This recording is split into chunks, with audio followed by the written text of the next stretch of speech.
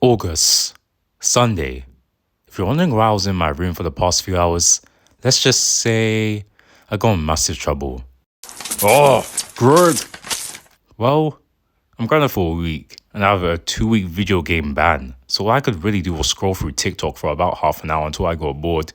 I then came across an old news article about some woman who lost like $20 million to this thing called a Nigerian Prince Scam. Apparently, it's a scam where someone impersonates as a dude from the Nigerian nobility who asks for financial aid and promises a large fortune to whoever helps them. Honestly, I didn't really care about the woman who lost $20 million, but that got me thinking, if the scammer made $20 million in one day, then maybe I can too. Maybe getting grounded isn't going to be bad after all. Mom, Dad, you're going to love me for this. After Mom and Dad went to bed, I spent the rest of the night researching this scam.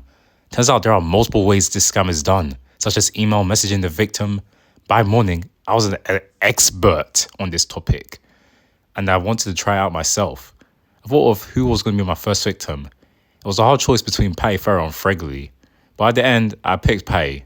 Oh boy, this is going to be fun. I'm going to make sure Patty gets, oh no, Mom opened the door, I got to run to my room. Monday, I couldn't at all sleep today. Mostly because I couldn't stop thinking about how insane this is going to be. I'm finally going to be rich. Now that I think about it, I can't really scam Patty because she doesn't even have a bank account yet. But what I can do is get her mom's phone number and scam her. Thankfully, Patty Farrell's mom is in the PTA, and mom has a phone book that consists of the phone numbers of every single member of the PTA. So I spent my morning looking for the book in mom's closet. After some time of searching, I found Mrs. Farrell's number. It's game time, baby. I contacted Mrs. Farrell on my phone. I renamed myself as Abuja. Texting with Farrell. I'm sorry, by any chance do I know you? Hi there, I am Abuja. By any chance are you Mrs. Patti? Once that was over, I got straight to the point. I tried my best to be as formal as possible. As you may have seen on the news, my country, Nigeria, is in a dire state and its economy is in crisis. I only need a little money for you to start my business. Once that is done, we can split the profits 50-50. I don't believe you. Please send your picture and then I might consider transferring the money to your account. That was easier than I thought. I just went to Google and typed Nigerian man and sent that image. Okay, thanks for confirming. How should I transfer the money to you? And what is the paperwork required? This is where the problem begins. I don't have a bank account, but I had already thought this through. You see, Rowley is rich, like filthy rich. He already has a bank account that's linked to his PayPal. What I had to do was budge him in the right direction and he was down. He even gave me his account details and I logged into his account on my phone. I then gave his account username to Mrs. Farrell. A few minutes later, I got a notification on my phone. You received 6.5k, wow, from Farrell123. Damn, oh, this scam looks pretty good. Hasn't even been a full hour and I've already made 6.5k. This is going to be easier than I thought. If I can make thousands of dollars a day for the rest of my life, sign me up, baby. Anyways, school reopens tomorrow, so I guess it will be pretty amusing to see Paris Jackson tomorrow. Tuesday, Patty didn't come to school today. I spent the time between each period looking for her, and by recess, I still had no luck. I just happened to pass by those girls who do nothing but gossip. I heard Patty's name, so I just hid behind them and listened. Thankfully, they didn't notice me. Oh my gosh, girls, did you hear that Patty's mom got scammed by a Nigerian prince? No way, what? What a loser. According to them, Patty's mom had been scammed and she had reported the incident to the feds and her family was busy giving away all the information they knew to their bank. Oh, gulp, that's right, they reported me to the cops. Thankfully, I'd thought this through. I'd blocked her on my phone and deleted their entire conversation, so it was pretty much untraceable. If Rowdy and I just kept it on the low profile and stay under the radar, we'll be fine. It's simple enough for me, but for Rowdy, I don't think so. The reason I say that is because today he was going around school telling everyone how we're going to be crazy rich. Oh, I'm going to be crazy rich. Oh, typical Greg. Greg's going to be so... Shut up, Rowdy! Faithfully, they didn't take Rowdy too seriously, but I better be more careful here onwards. I'm going to give him a stern lecture later. Anyways, I've been doing something lately. I think I've found my next victim, Shrag Gupta. You see, after all these years, I had never forgotten the day Shrug snitched on me. The accident nearly got me suspended. Anyways, today once I reached home, I started looking into the PTA records when I ran into a problem. You see, Mr. Gupta was never part of the PTA. Just when I thought I hit a dead end, I remembered Mr. Gupta had an Indian restaurant somewhere near Slacksville, to which Sharag took me to along with Rowley when we were still friends. After that, I spewed what felt like a week's worth of food. Anyway, I googled his restaurant and I found their menu.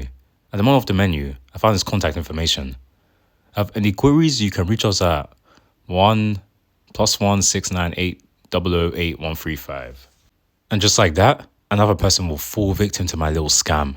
I contacted the number and after a while, I finally got a response. Hello sir, welcome to Gupta's Paraphies, how may I help you?